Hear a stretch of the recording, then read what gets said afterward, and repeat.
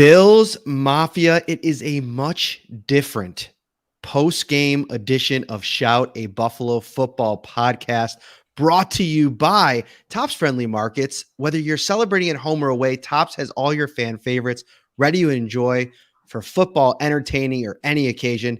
Make sure you get over to Tops Friendly Markets. The Buffalo Bills, Ryan Talbot, a blowout victory. The offense has its swagger back, 43-21.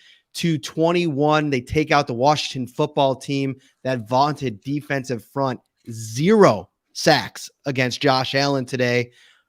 Wow, what a performance all around for this Bills team. Yeah, all around is right. Josh Allen looking more like the Josh Allen from last year, which, I think we both predicted going into this game. We thought there was a good chance that was going to happen. So he's back on track. Brian Daboll, who has been criticized a lot through the first two games in terms of his play calling. I thought he drew out a great game plan for this team in terms of utilizing the run and the pass, dialing things up at the right time for both of those units.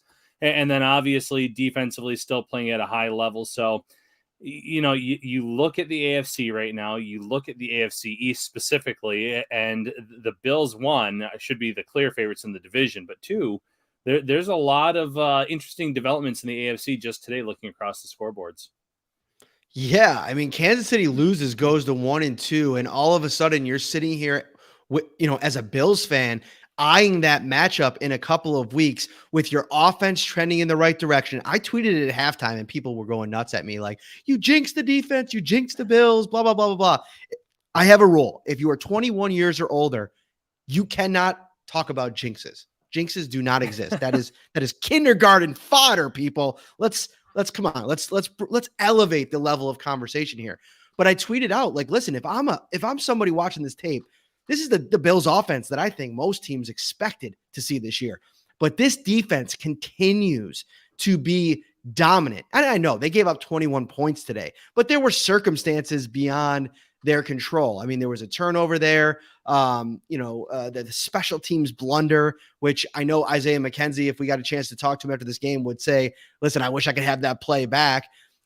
I saw, actually, let's start on that. We're going to get so much into the offense. There's so many things we want to talk about today. If you have comments, Sarah Holland, who was at the game, we'll bring her in at the end to talk about her experience amongst the 65 to 70,000 screaming Bills fans.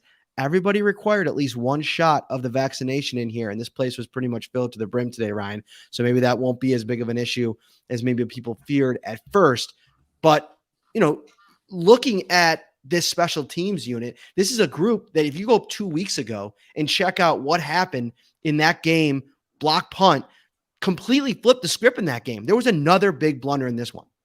Yeah, Isaiah McKenzie, I want to go back and I would love to hear from him in terms of what happened.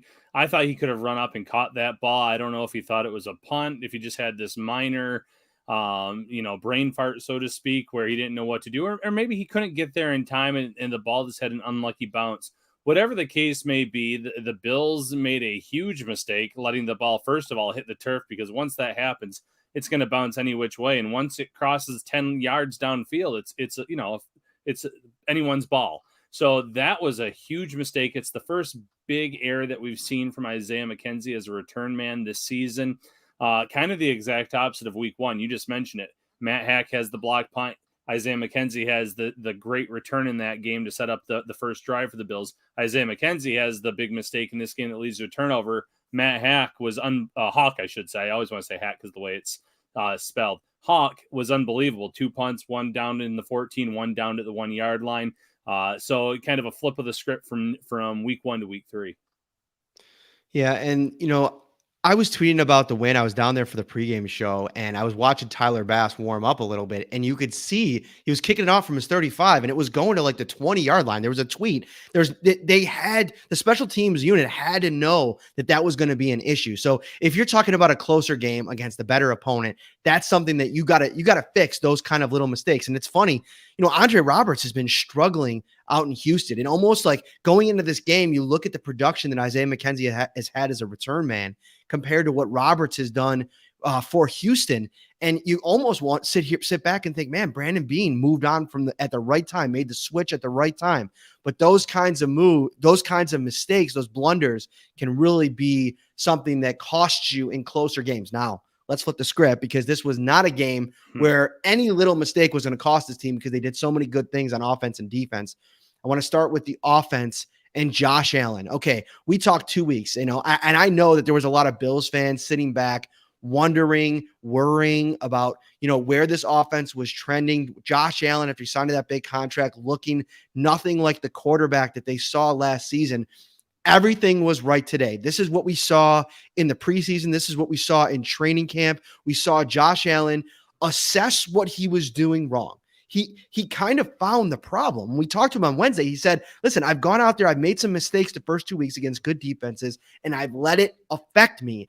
Frustration set in, and when that's happened, he hasn't been able to get into a rhythm. Well, today, he went out there and was assertive. Not only was he assertive, but Brian Dable, the play caller, we'll talk about Brian in a minute as well, was assertive in getting the ball out of his hands quickly.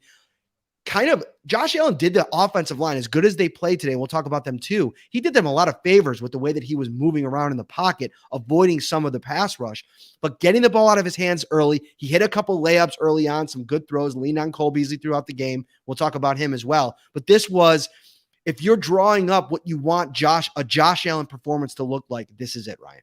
Yeah, that's the blueprint right there. I saw someone joke in the comments, and I saw our friend Matt Beauvais say it too. Congratulations to Josh Allen, the AFC Offensive Player of the Week. How is he not going to be at this point? 5 total touchdowns, 4 through the air, 1 with his feet, made it look easy. You mentioned it, helping out his offensive line at times. There were plays where John Allen was pushing the pocket, and he had a few near sacks, and Allen was able to elude him, move out of the way, step up in the pocket, roll out, whatever the case may be. But for the most part, it was a quick passing game, getting it to Cole Beasley, getting it to Stephon Diggs, Emmanuel Sanders, Dawson Knox, the list goes on and on and on.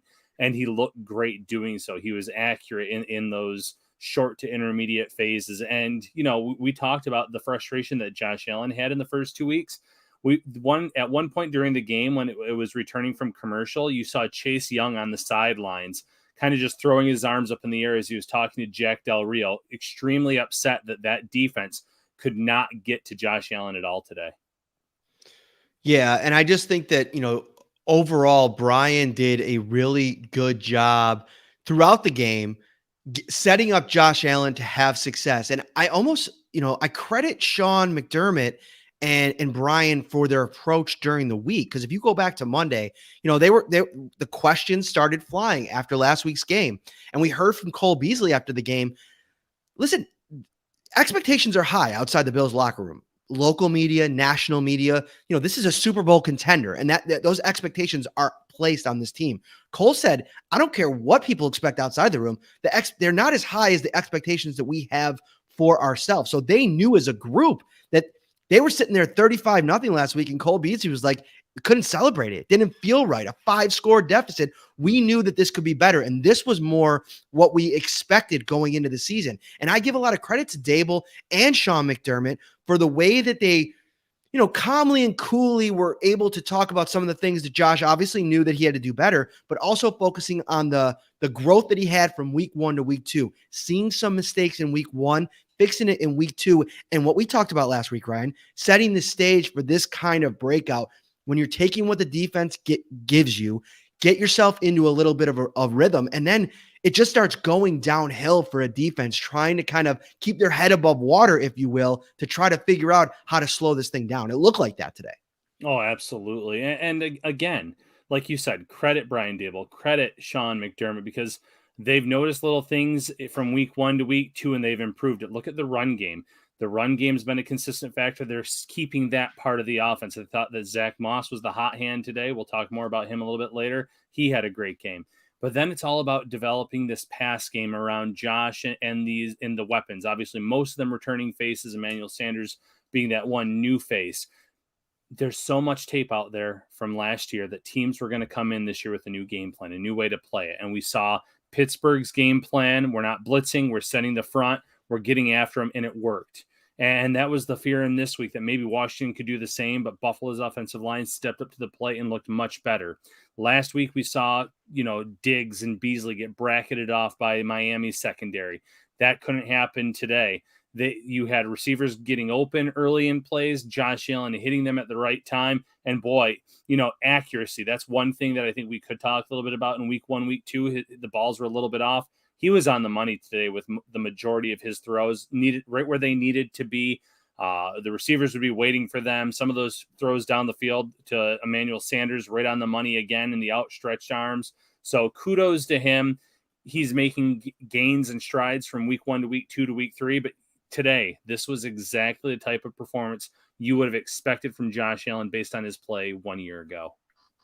A little note here on Brian Daboll. If you're following along on social media today, you probably saw it coming out of the press conference. Josh Allen revealed that Brian Daboll's grandmother passed away. Obviously, condolences sent to him, his whole family. Going through this week and then coaching today with a very heavy heart. And it was funny, not funny, but it was kind of ironic that Josh Allen got the opportunity to kind of be there for Brian Daboll. If you flip back to November of last year when Josh Allen, obviously it's well known at this point, he lost his grandmother 24 hours before playing the Seahawks, went in, had an unbelievable performance. And when he got back to the locker room, he found Brian Daboll and just kind of fell into his arms.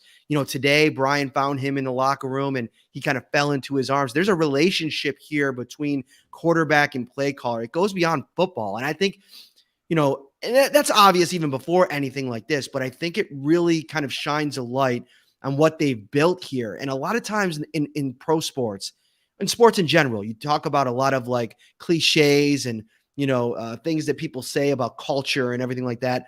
Well, when Sean McDermott talks about this being a team first mindset in this organization, it's not just lip service. It's something that I feel like really runs through this organization. Deion Dawkins came out unprovoked, not asked about it, said this game today was for Brian Daboll. Yeah, listen, they all love one another in that locker room. And you mentioned the specific relationship between Allen and Daboll. That's I'm going to say it's rare. I know that a lot of offensive coordinators and quarterbacks get along very well. They know each other very well.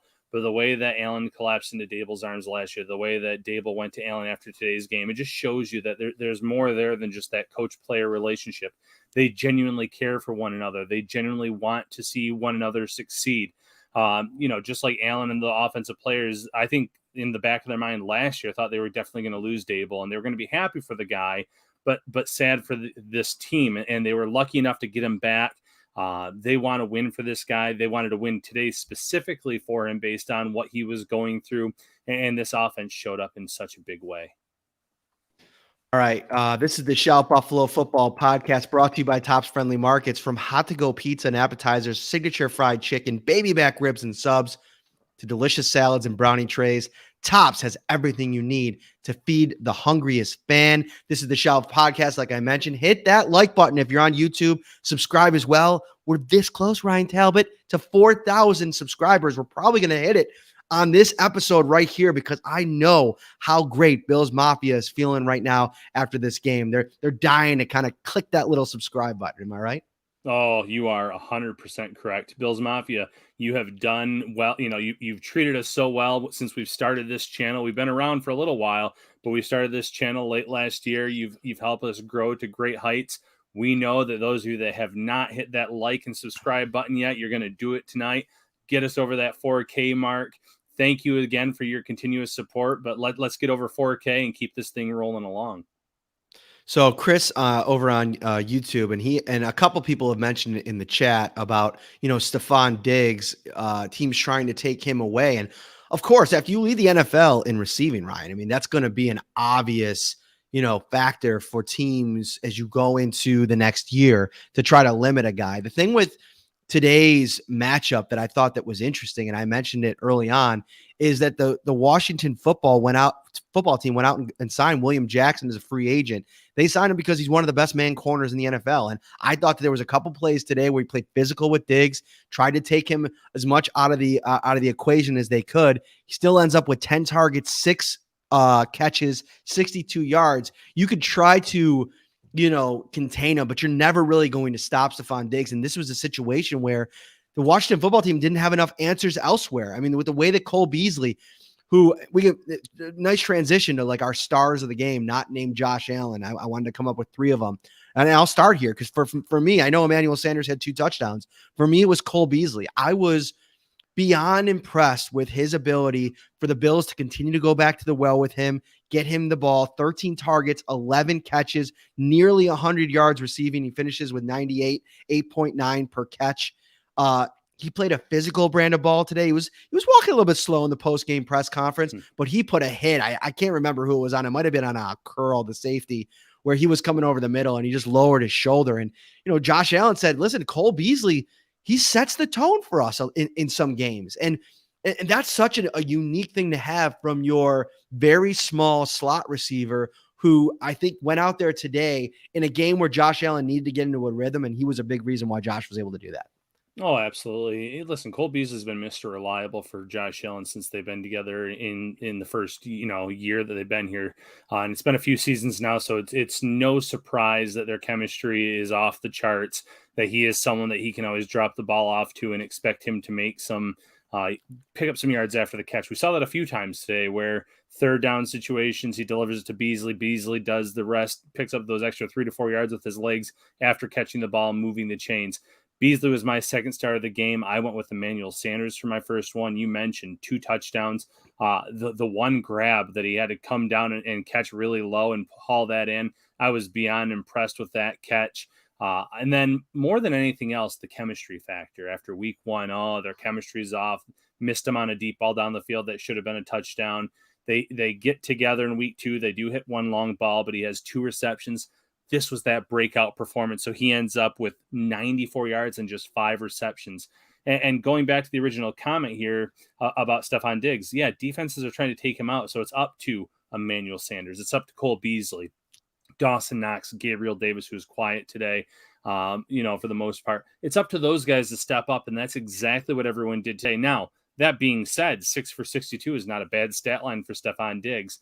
Throw in the fact that there's that one controversial play where no flag was thrown and he was pretty much tackled in the end zone a few seconds or a split second before the ball came his way.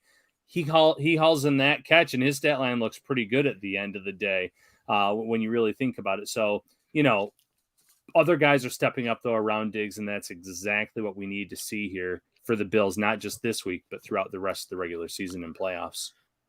It's the offensive line is a group that came under siege after the first game, and obviously some tough matchups against some really good players. I thought that this matchup, for whatever reason, the Washington football team's defensive line is not playing at the level that I think a lot of people expected. I thought that they tried their best today. I just think that the Bills' offensive line, for the most part, did a better job. I thought Deion Dawkins looked the best he's looked, and he continues to progress week over week. I thought John Feliciano turned in another outstanding game. He talked about going up against John Allen, who he called a werewolf out there. He's one of the most underrated players, one of the best players on the defensive line, and you saw it out there. I mean, they were battling, and I think, going up again, Feliciano took a lot of heat for his performance against Chris Jones in Kansas City, in the AFC title game, rightfully so. Struggled against Cam Hayward.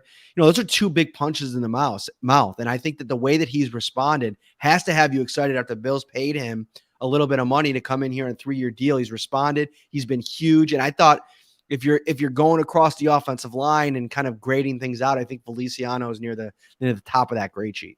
Yeah, Feliciano was really good again, back-to-back weeks. And I'm going to tip my cap to Darrell Williams. Williams last week I thought was still the weak link on the line. I thought he had a much better performance today. I thought the whole line as a whole performed pretty well. Like you mentioned, there were definitely some plays where there was pressure, where Josh Allen had to elude it, had to move, had to roll. But they did their job today. They kept Josh Allen upright. The Bills rushed for over 100 yards on the ground. They had a really nice performance. And he wasn't in very long, Matt, but I want to give a really sneaky tip of the cap to Spencer Brown. He had 1 snap.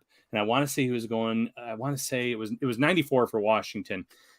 He literally tossed the guy on the screen. You saw him just throw the defensive lineman out of the way on the play. So he might not be ready yet to start. He might not be ready yet to play significant reps, but if you can get him mixed in here and there and you see those flashes, it's only going to help him when he needs to play more reps, whether it's because of injury or whether the Bills think, hey, this guy's ready to maybe start opposite Deion Dawkins later this year. Now, that said, if Williams continues to step up like he did today, I don't know if that will ever actually happen, but kudos to him as well. So it wasn't just the starters. Some of those reserves really stepped up too. Yeah, and that's 2 weeks in a row now. Spencer Brown's come in on that one of those special packages and laid a big hit in the run game. He did it last week in Miami, and so that's a good sign because you're probably not making it this full season and staying 100% healthy. I think the Bills did for the most part last year at tackle. We didn't see a lot of Ty and Secchi, who was their main backup there, and that's why you pay Darrell Williams. That's why you pay Deion Dawkins. You want them to be your bookends, but I think getting Spencer Brown some of these little confidence builders. I mean, he was really good in the preseason as well in that one game where he got some extended action. So a very good sign there. All right, so let's transition here. Oh, no, before we move on, we both agreed on our third offensive star of the game, Dawson Knox. I mean, I gave the shout out to Joe Marino. He was on our show in February. He's host of the Locked On Bills podcast, and he called it. I mean, he was really standing for Dawson Knox and why, even in February before free agency and everything else, like the Bills should stand pat, keep going with Dawson Knox. He's gonna reward them in the end. And so far through 3 games, nothing but a reward from Dawson Knox, who goes for 4 and almost 50 today. An unbelievable touchdown catch. Probably had a little bit of a push off on the play. But, listen, there probably should have been a pass interference call on the other side on Stephon Diggs. So sometimes you give a little, take a little bit in the referee department. But Dawson Knox, 2 touchdowns now in 3 games. He's so comfortable. And you could tell Josh Allen, like Sean McDermott said, has a lot of faith in the trust in the tight end. Yeah, without a doubt. I thought that the adjustment he made on the touchdown reception was probably the catch of the game, although Sanders' touchdown was really impressive as well. I asked him after the game in the pressers about what he maybe learned at tight end university that's helped him get off to this hot start this year. And he said there wasn't one specific thing, but they sat there and they watched tape for 2 to 3 hours every day. And he received really good advice from Greg Olsen, Darren Waller, obviously one of the best current tight ends in the NFL. And he learned about leverage. He learned about what to do in certain situations. And that's really showing up this year. So he put in the work in the offseason, working with these other tight ends. You had a phenomenal story about him this offseason, working with that vision specialist. There were still some concerns this summer where he was dropping some balls in the preseason in practice. We haven't seen those drops yet. He actually almost made a great one-hand catch on a ball that was behind him. The only one that he did not haul in on the day. So he has taken a big step here, and the Bills are rewarding him in terms of how much they trust him by having him out there on the field quite a bit in terms of snaps. No Chris S. We are not going to have any Zach Ertz talk in here today. We were talking about the Bills' 43-21 victory over the Washington football team, a game that I think, Ryan, you probably agree was probably not even that close. This was an absolute one-sided game. Washington was able to kind of keep things close because of some, missteps by the Bills early on. But even in those moments when it even got down to a 1-score game, it never felt like, okay, this is going to be a game. This is going to be a game. It didn't even feel like that. No, it never really did. And like you said, the Bills go up 21-0, and then, kudos to Washington for dialing up the perfect play. They knew the Bills were probably going to be aggressive, go after Taylor Heineke, so they drew up a screenplay. Antonio Gibson, one of the most electric young backs in this league, did the rest to get 70-some yards. That's just one of those plays where, hey, they drew up the perfect play for what the Bills defense was trying to do. Then you have the mistake on special teams that really sets them up, and Heineke uses his mobility to hit the pylon too. But really, besides that offense couldn't really sustain drives throughout the day. Buffalo's defense had them. Were getting after them, even though you didn't see a lot of pressure necessarily or sacks for the most part, like you did in week 2 against Miami. They were still pushing the pocket a little bit. They were making him think he had a little bit of happy feet, and then he threw some really bad passes because of it. There was even another play where he probably could have run for the first down, but he ended up throwing it well past the line of scrimmage. So the Bills did enough up front in the front 7 to really get after him and make him really nervous in his first career road start. So this defense, Matt, we've talked about it for the last 3 years. first year that they get in the playoffs, man, what if this offense catches up to the defense? Last year, oh wow, what if this defense plays a little bit better as the year went on, because they had a little bit of a letdown last year. This was the game that fans have been envisioning.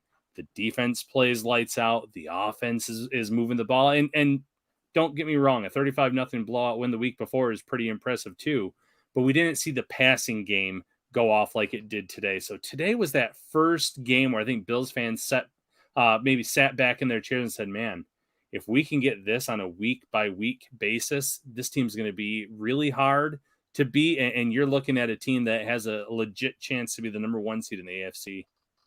So hit that like button. If you're watching us on YouTube, we really appreciate it. It gets more people, this circulating over on YouTube. Hit that subscribe button as well. It'll get you a notification every time that we go live, so you never miss an episode of Shout, a Buffalo football podcast. And as we take a kind of a deeper look at this defensive performance today, one of the things that we talked about going in is that Taylor Heinicke, in his limited NFL experience, does a really good job of getting rid of the ball quickly. And so it tends to put a lot of pressure on the secondary, because even as good as the front four probably has been for the Bills, and I thought was fine today, you're going to, be in a lot of situations where you can have a good rush and still not impact the play, because Heinicke is making a habit out of getting rid of the ball so quickly.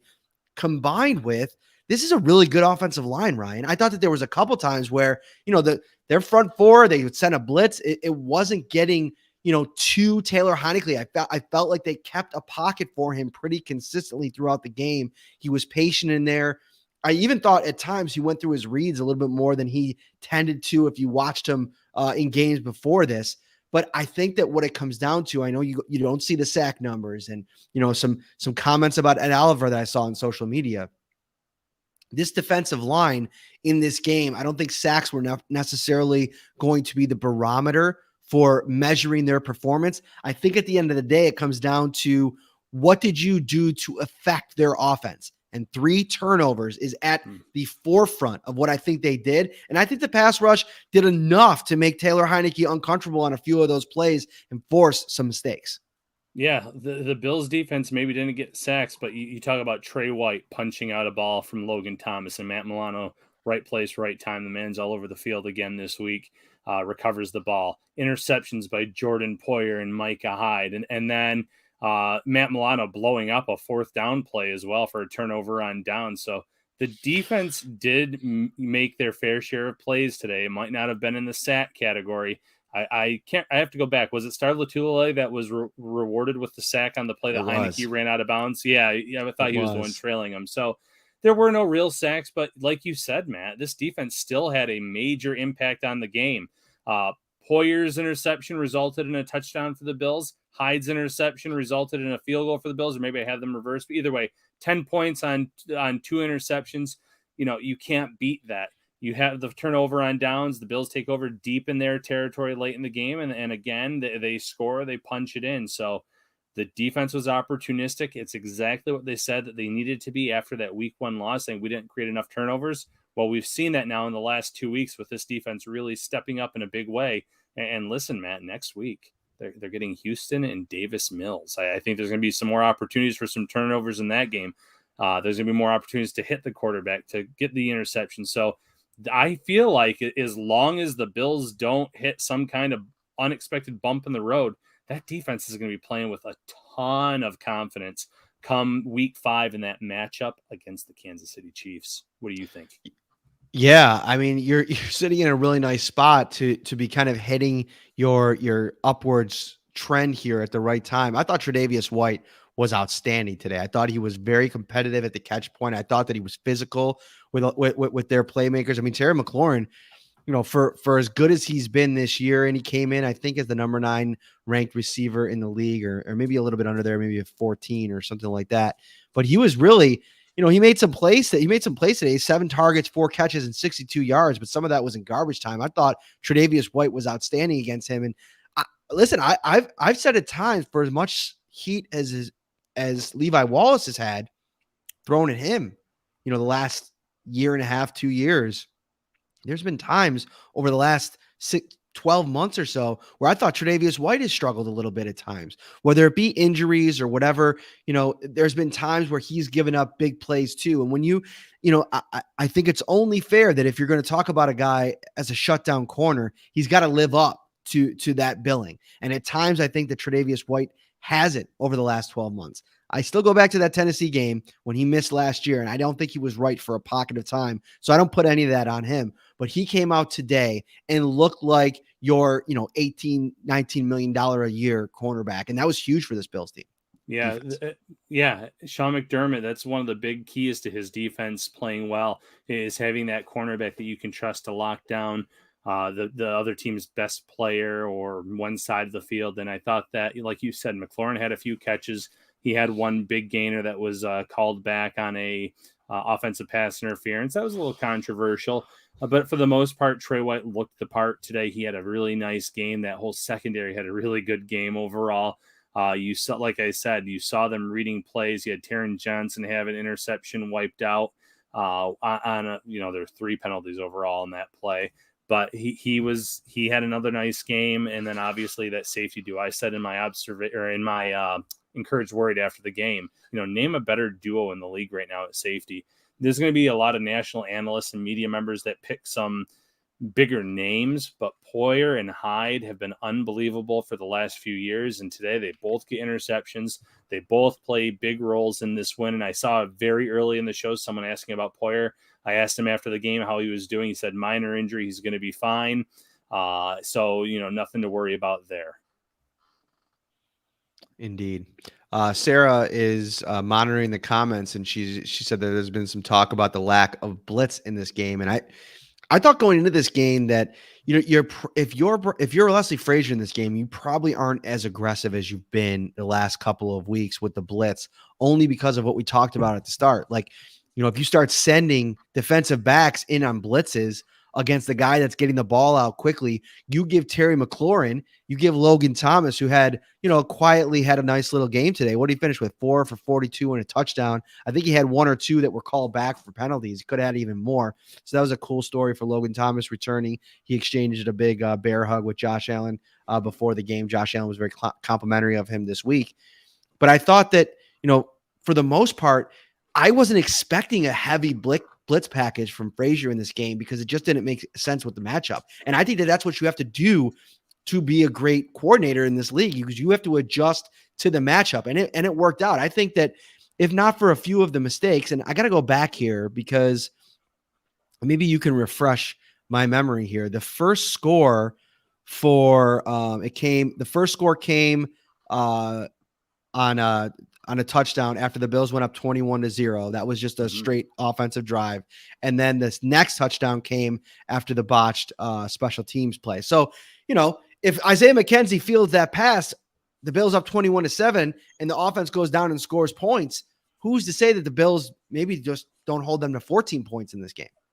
Yeah, no, it's a good point. And again, maybe McKenzie really couldn't run up in time to field that kick on the kickoff. Maybe it was just a brain fart where he thought it was a punt. I don't know. I would love to hear from him. I thought, based on watching the replay a few times, the ball was coming toward him and he kind of stopped because he knew maybe if I'm either going to sprawl out for it and I could miss it. But either way, it's a live ball situation. So love to go back, hear from him on that, figure out what's going to happen. But listen, after that play today, I wouldn't be shocked if once a game, an opposing team kind of intentionally kicks it short to maybe where he can't get it, but someone else has to field it, just to challenge the Bills. See what they do in that situation. See if it's a mistake that they make again.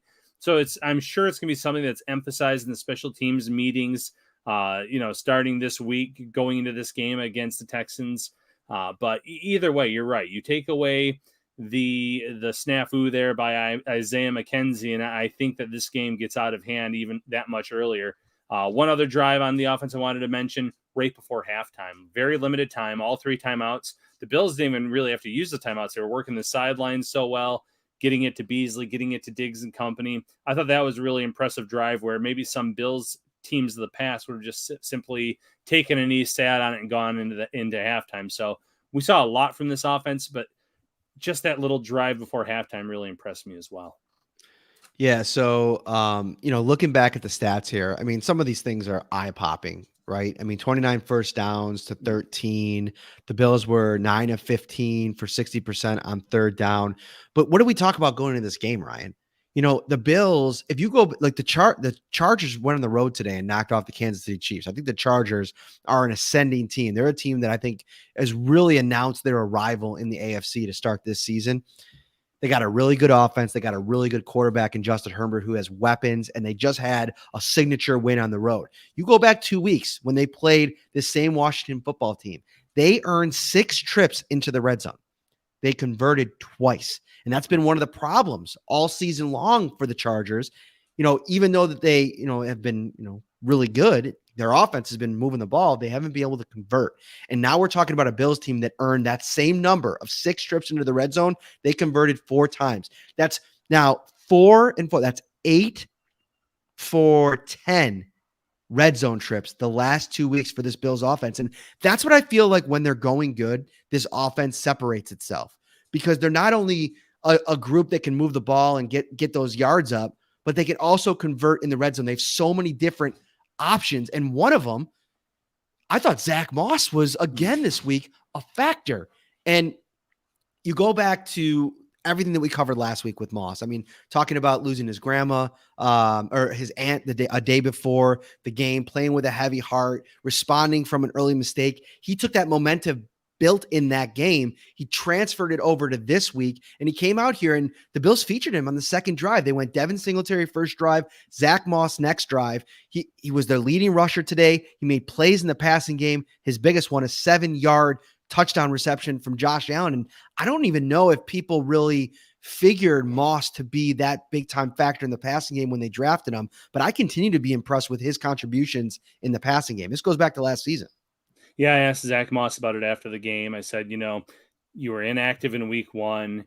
You come out in the next 2 weeks, and now you have 3 total touchdowns in 2 games. And he said, I can only control the controllables. That's not something that was up to him to decide. And now through 2 weeks, though, he's shown up on the big stage with 3 touchdowns. And you mentioned it. He was really good as a receiver today. Josh Allen probably could have run that ball in, but he just gave him a little flick of the wrist. Moss caught it, ran it in, and I actually think there was another reception. I don't know if it was the same drive or not, but he was going across the middle. He caught it, and then he just kind of a little wiggle almost to kind of break free from the defender and get upfield. So he showed a little bit of elusiveness with the ball in his hands as a receiver. He rushed for 60 yards. He ended up with 91 total yards in the score. And this goes back to what Brian Dable said before the start of the season. The Bills are going to ride the hot hand at running back on a game-by-game basis. You saw in week 1, Singletary was the hot hand. Moss was inactive. Week 2, more of a split, but you still saw Singletary get a few more opportunities because he was running the ball well. This week, it looked like Moss was the hot hand, so to speak, and he stepped up. There were multiple situations in 3rd and short where last year the Bills would have 100% thrown the ball, but instead they gave it to Moss, and Moss picked up the extra yards, moved the chains. It's those little things like that that are going to help this offense as the year goes on, because I think in these last few games, teams have said, well, they're not going to run on us that much. And now you see these performances through 3 weeks. When it gets time for Kansas City, when it gets time for Tennessee, there might be more opportunities to pass the ball because Devin Singletary, Zach Moss and company have been running it so well that you have to respect it. You have to play it. And if not, they're going to make you pay. Listen, it's a good day for Bills Mafia. We're going to bring in Sarah Holland here in a moment. To get her experience inside the building today. This place was rocking, but it's a good day for Bills Mafia because of the result of this game, no doubt about it. But it's also a good day. I mean, in the division, the Jets are getting blown out. The New England Patriots, I've not been as hyped on Mac Jones as everybody else has been. And I go back to week 1. I thought that there was some overreaction to that game. And I kind of thought what happened today was coming. And it looks like it's a pretty ugly stat line. It's 30 for 51, 58% completion percentage, 270, a touchdown, and 3 picks against the Saints, who, don't get me wrong, Saints are a good team. They got a solid defense. But this is an offense that's very far away from being competitive. I think and 28 points, Jameis Winston throwing for $128, 2 touchdowns, and then putting up 28 points today. This is a situation where the Jets getting blown out. The Jets are irrelevant. They might go 0-17. That's how bad things are on that offense right now. And then Miami's down 25-17, 8 points. They're driving with 2 minutes to go, but I got a text. Or I've been following Marcel Louis Jacques' coverage of the game out there, and it's not a pretty picture for the Miami Dolphins right now. No, and I could have sworn before week 1 that we were told that New England was going to be a top 5 offense in this league by some national pundits, and Nick Wright, Nick might have been Stephen A. I think. Oh, look out for that Mac Jones in this offense, and they've struggled. And when Cam Newton was cut, Matt, we sat here and shout. We said, I don't think it's because they think Mac Jones is the savior. It's because you knew this rookie quarterback was going to take his lumps throughout the year. And as this happens, if you have a veteran waiting in the wings, the fans are going to start clamoring for them to come in, to start to play. And I think Bill Belichick's long game is, I want to develop Mac Jones. I do want to do it the right way. And you can't do that if you're pulling him every other week, or if you're pulling him late in the season, or even doing like a Tua situation where late in the games you put Cam in instead. So I think we anticipated this, and Mac Jones did not look good. Even Howie Long today before the game, thank goodness we're getting back to CBS coverage here pretty soon.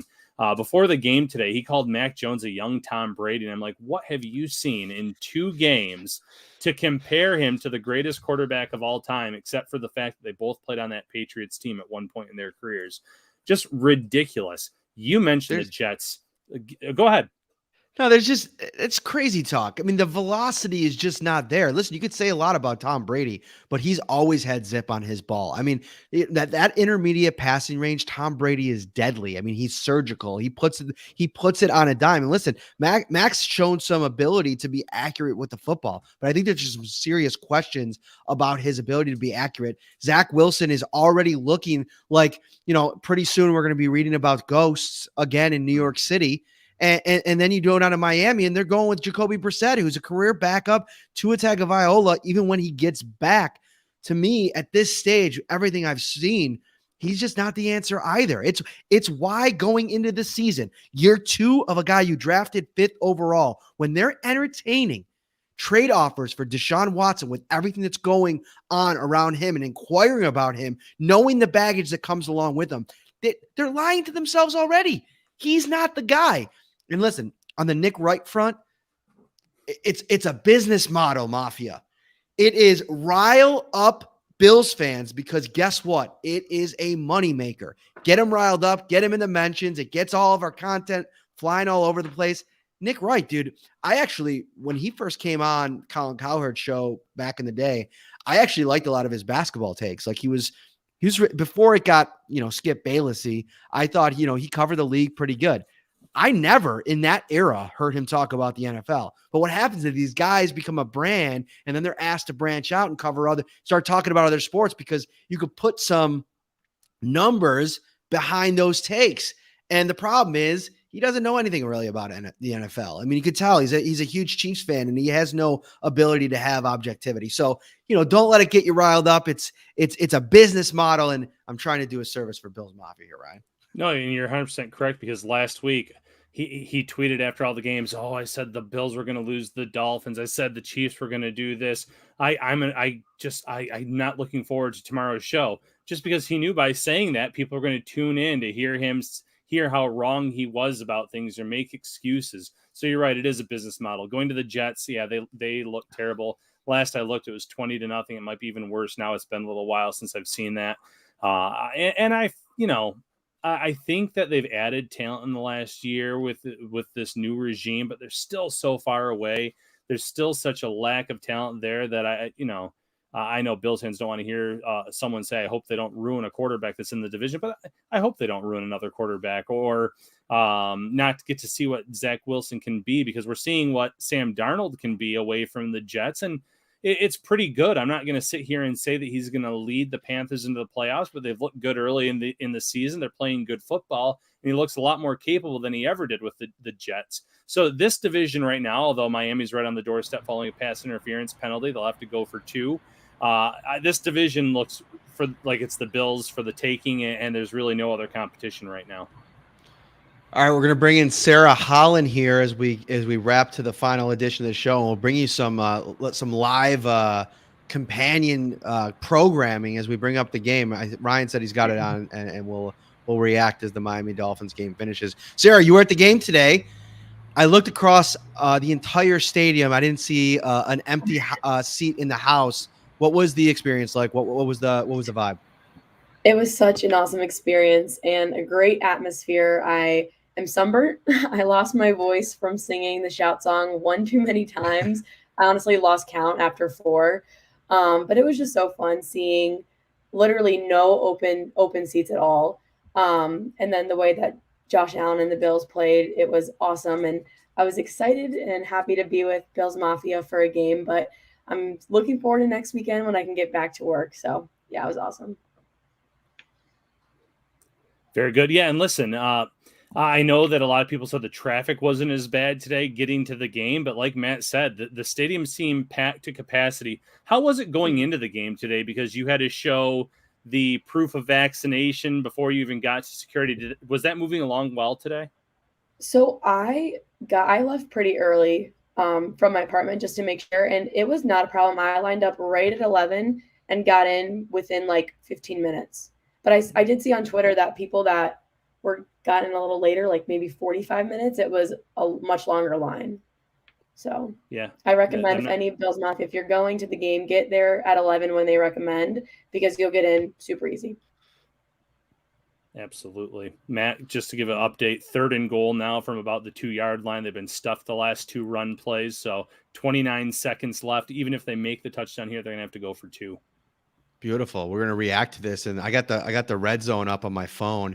And when I first brought it up, my AirPods synced with my phone. So I couldn't hear basically anything you guys were talking about for a good 30 seconds. But listen, on the Shout Football podcast, we adapt on the fly, and it looks like Miami's getting close here on this 3rd down here. They're going to go try to score a touchdown.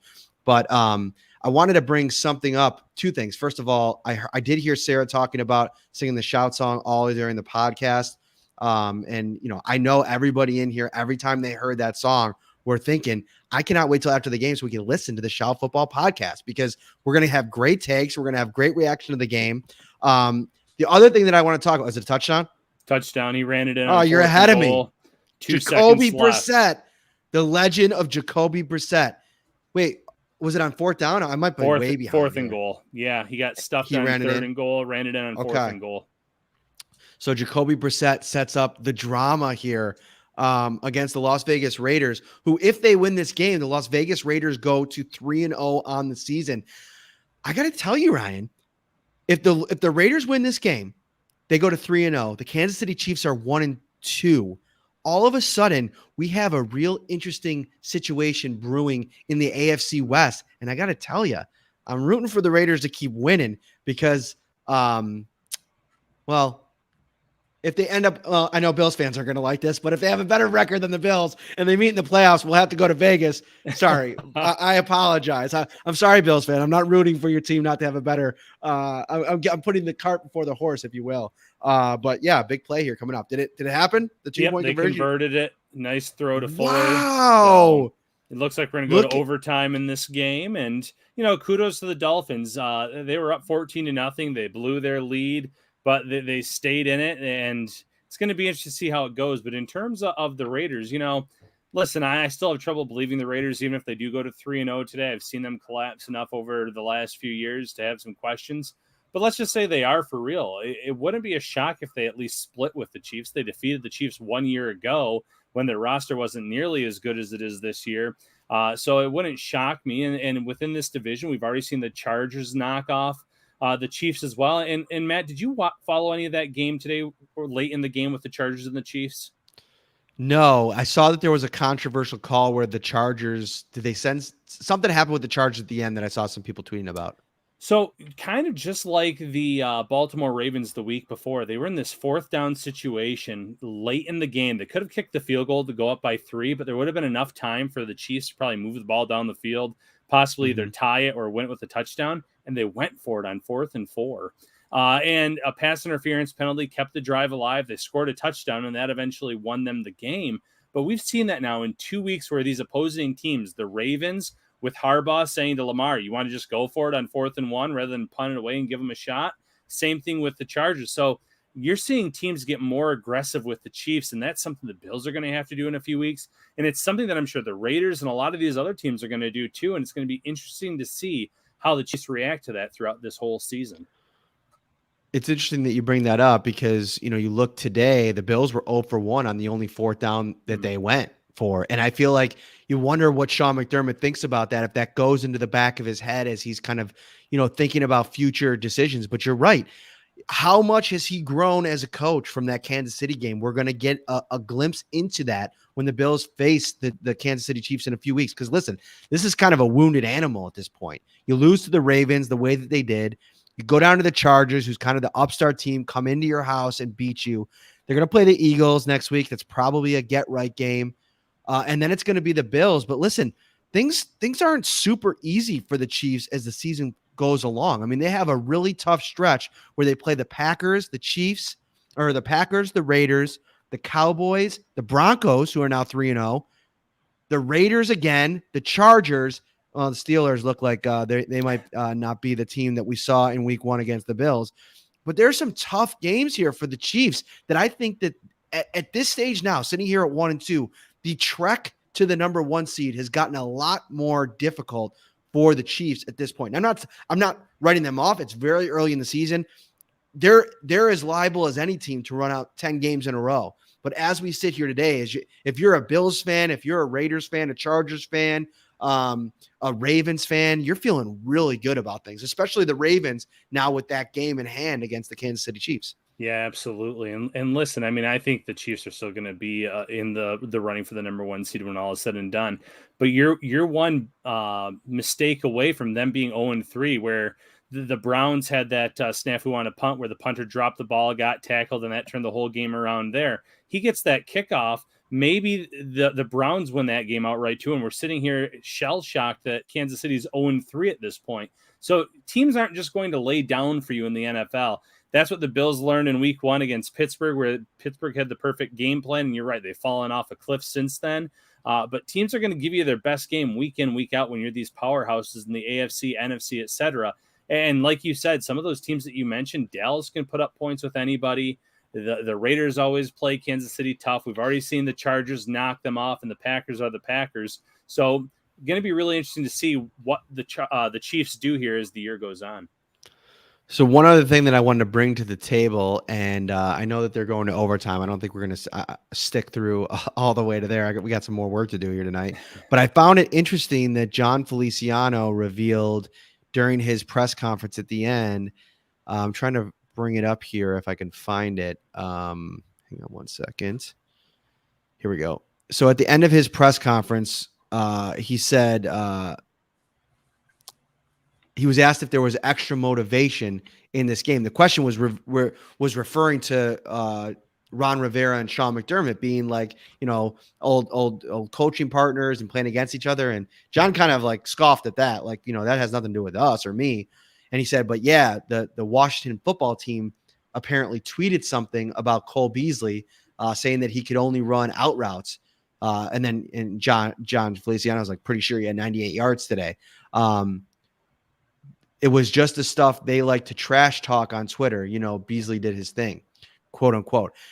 I just thought that was interesting because it's like you got a team, you got players across the board. They pay attention to these things. You talk about locker room material. I mean, any little thing to get an advantage, they're going to kind of put it in here. And we're talking about John Feliciano, an offensive lineman that wanted to go out there and put it on the line here today for Cole Beasley, who he thought was slighted for whatever reason. I don't even really know what he's referring to. I never saw any comments to that degree, but it is what it is. I'm just reading a comment here. Sarah, there's storms are brewing under your eyes. No time is a good time for goodbyes. I don't know if that's a song, but yeah, Sarah got after it today. I did. I did. She sounds tired after getting after it for sure. Mm-hmm. Absolutely. All right, we're going to wrap up here, guys. Enjoy the rest of your football Sunday. We'll watch some football tonight. Sunday Night Football, I'm sure, will be a fun game. What's the night game, Ryan? I'm actually Green Bay and San Francisco. Yes, or is that? Yeah, that is tonight. It's not Monday night. Yep. So Green Bay, San Francisco, Philly, Dallas tomorrow.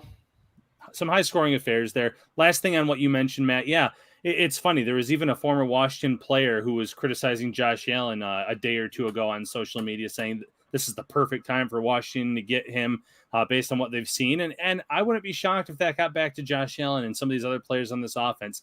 They'll say that everything, they don't pay attention to the outside noise, but if there's anyone sliding a player or the offense, the defense, I guarantee you they know about it and they use that as motivation.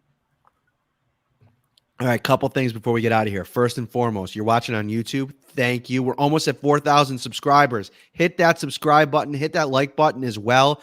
Download the audio version of the podcast on wherever you get your audio podcasts, any platform, Apple, Spotify, Stitcher.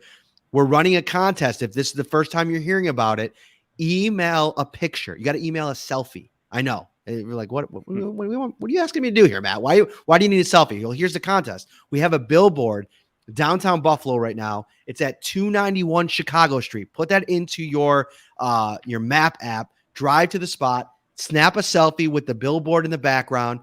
Get it to me. Tweet it at me or email it to me, mparrino@syracuse.com. I had a few people email me a couple this weekend. And then you're entered in the contest. 5 prizes. What are the prizes, Ryan? Oh, we have some shout shirts to give out, Matt. And listen, they're a hot commodity. My mom's asking me where to get those shout shirts. I'm gonna have to find one for. So shout shirts are out there. We also have someone that's going to be a guest on the Shout Buffalo Football podcast with us for an entire episode. And the grand prize winner will get to meet with us, have some pizza, have some wings, have some beer at a choice or a place of their choosing. Wow. Talk about a contest. Going to be some good winners there. This is the Shout Buffalo Football podcast brought to you by Tops Friendly Markets, hosting a large party. Check out Tops' huge selection of party platters for a delicious, effortless, and affordable no-stress way to impress. For complete details, stop by their carryout cafe or visit topsmarkets.com/fantasy foodball. That's FOODBALL. For Ryan Talbot and Sarah Holland, I am Matt Parrino. The Bills take out the Washington football team 43-21. We will be back on Wednesday this week for our first show of the week. Bills on to Houston. We'll see you then. Take care, everybody.